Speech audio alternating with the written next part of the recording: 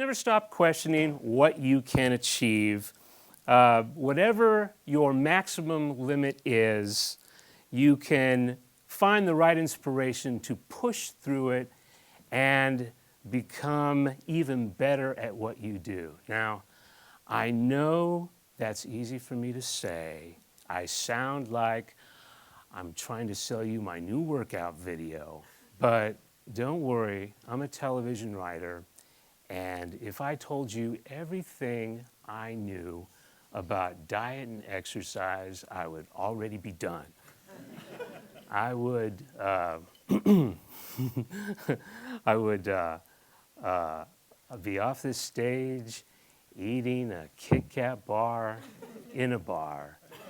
And what I do know about is television. And so what I wanted to talk to you about tonight is my love affair with TV and how both of us have changed over time and how the best TV has inspired me to become a better writer and actually believe that thing I just said about achieving stuff. So let's start at the beginning. I was born in 1960. So when I was a kid, I devoured the children's programming of the day. And I loved everything from Fireball XL5 to Batman to Voyage to the Bottom of the Sea. But my all-time favorite kids show was Lost in Space. And Lost in Space was about the adventures of the Robinson family who were lost in space. They had crash landed on a hostile alien world. And if we're ready, we can play the first video clip. It's okay to laugh at this clip. The monster sounds sort of like a drunk circus bear. So if you can go ahead and play the first clip from Lost in Space.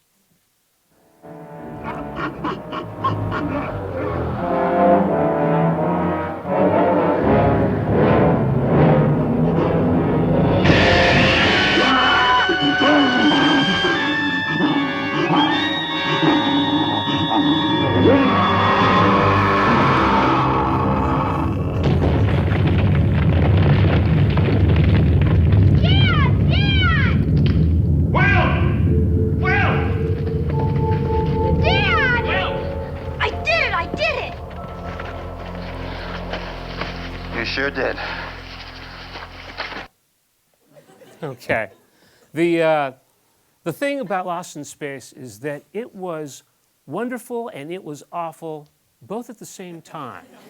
It was wonderful because it told stories that celebrated heroism and space exploration and the love of family. And yet it was awful because it became campy very quickly, and the production values were cheap, and you could tell that the creators, didn't respect their audience.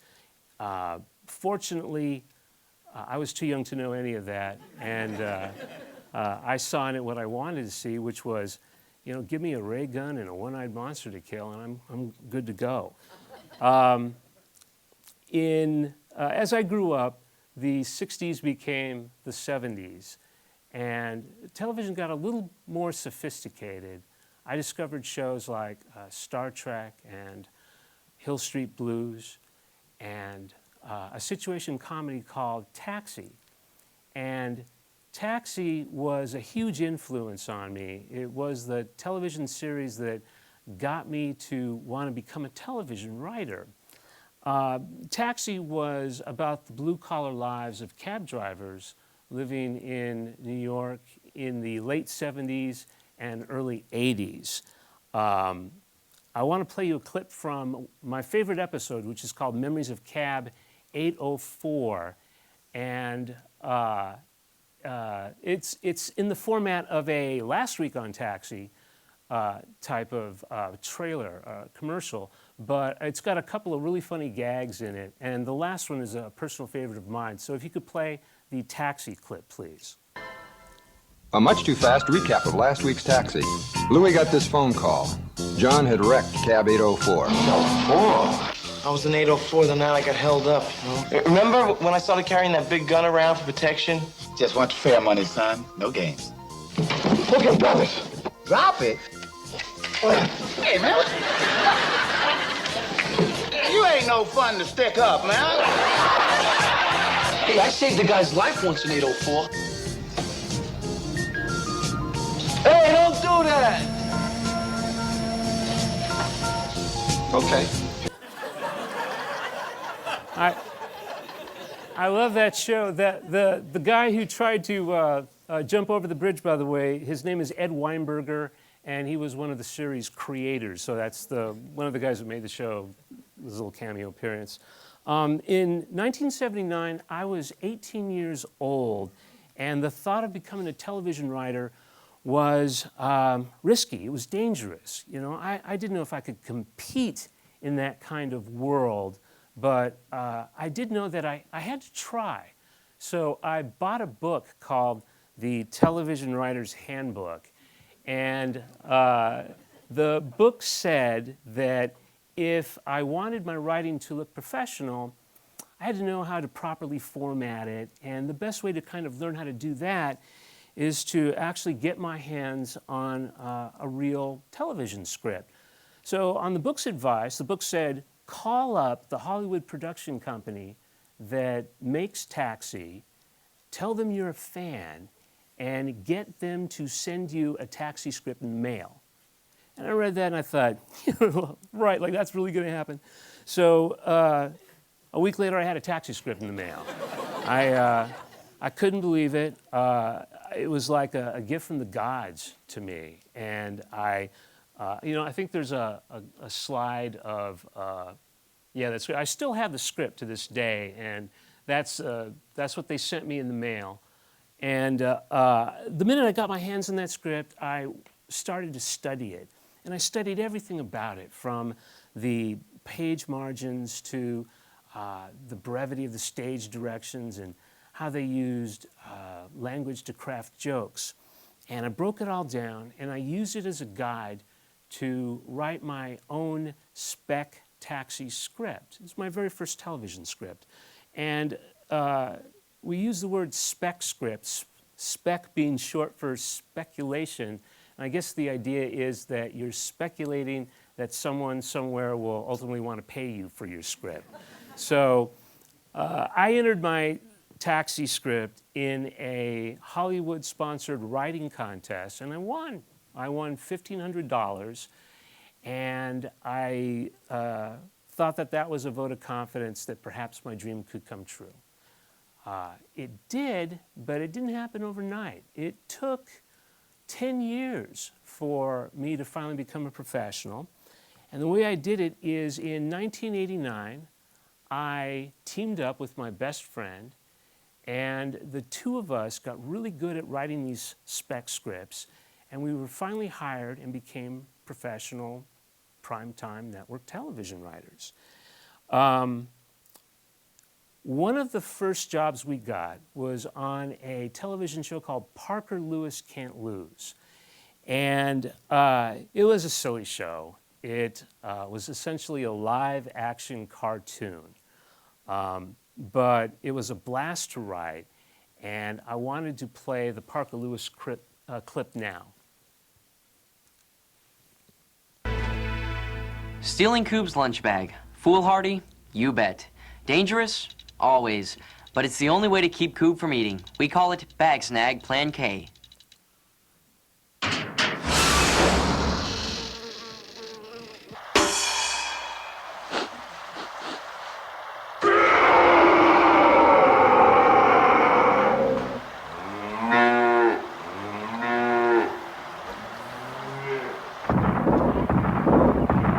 Is it just me, or does he look thinner to you?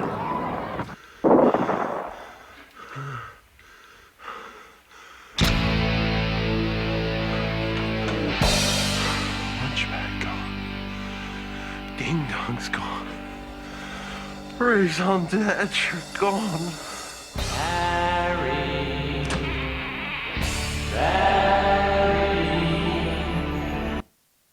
So, so that's an idea of the kind of work I did early on. I worked in comedies.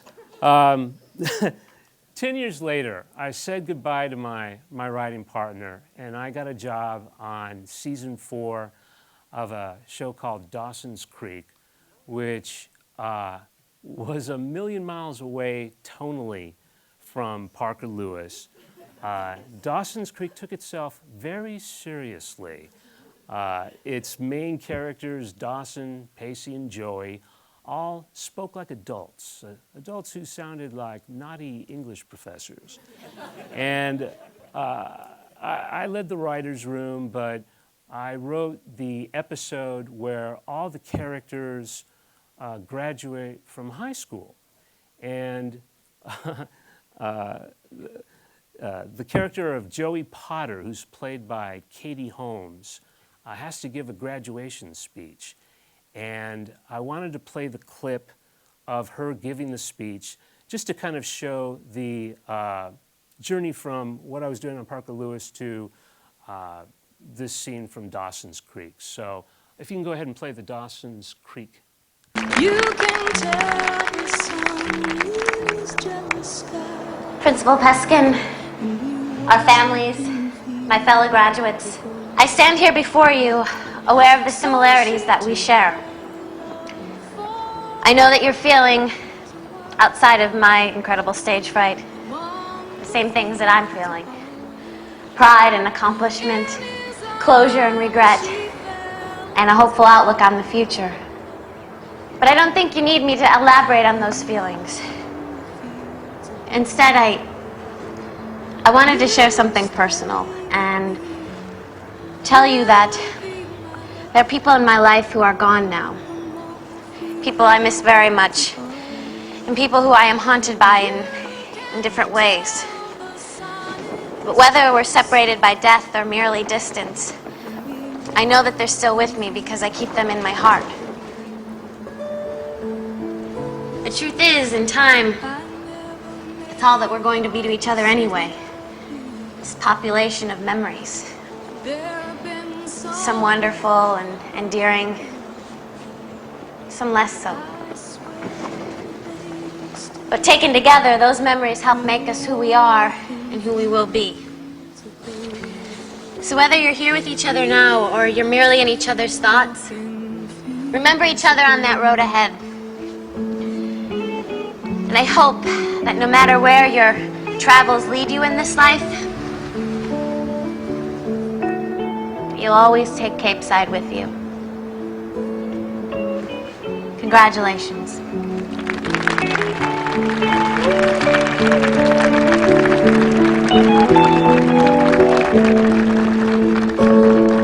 You can cut here.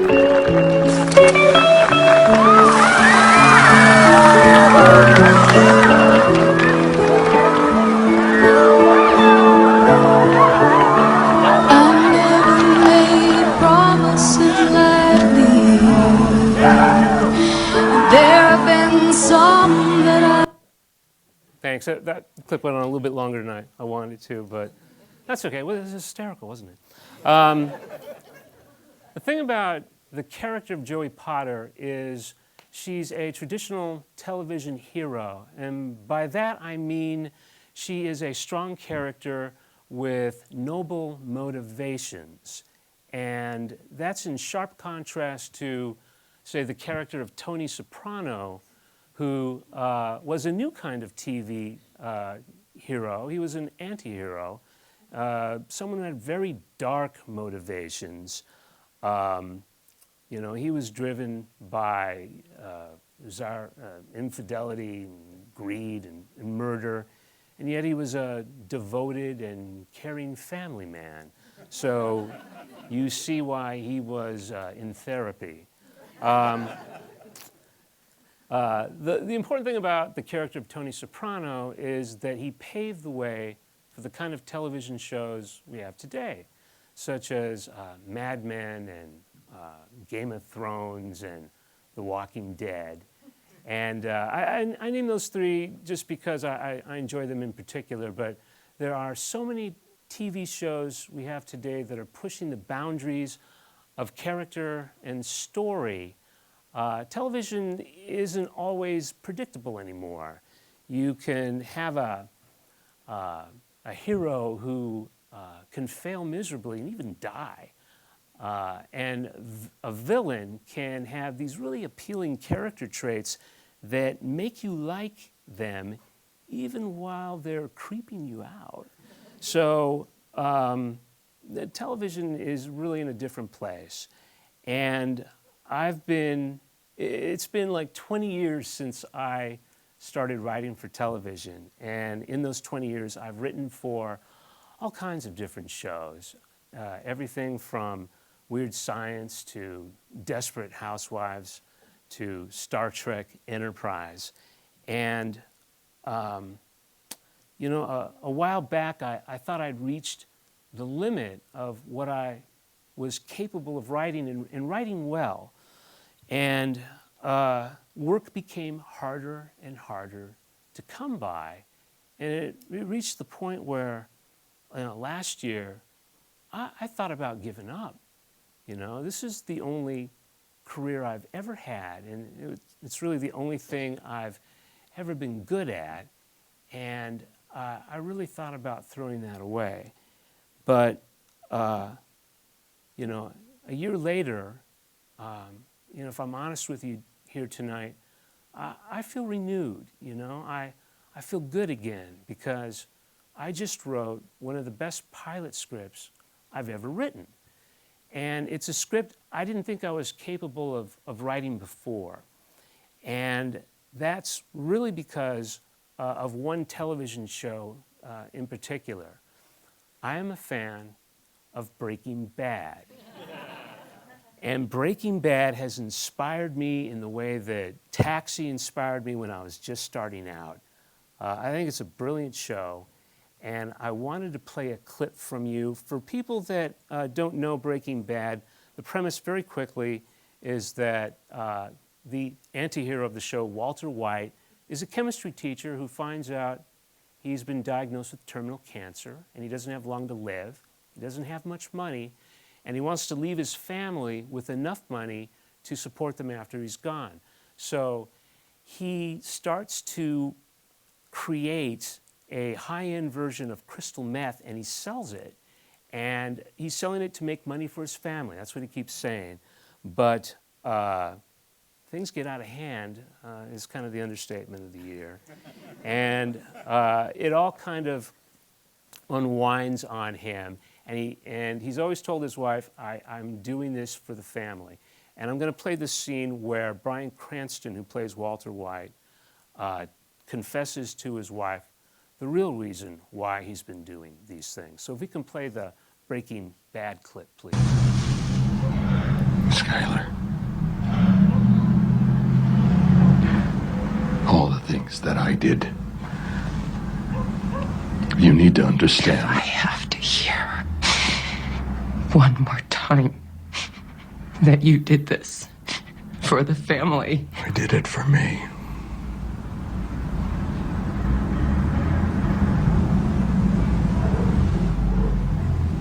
I liked it. I was good at it.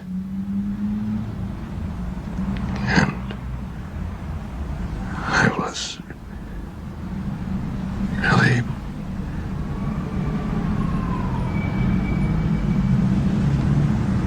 I was alive.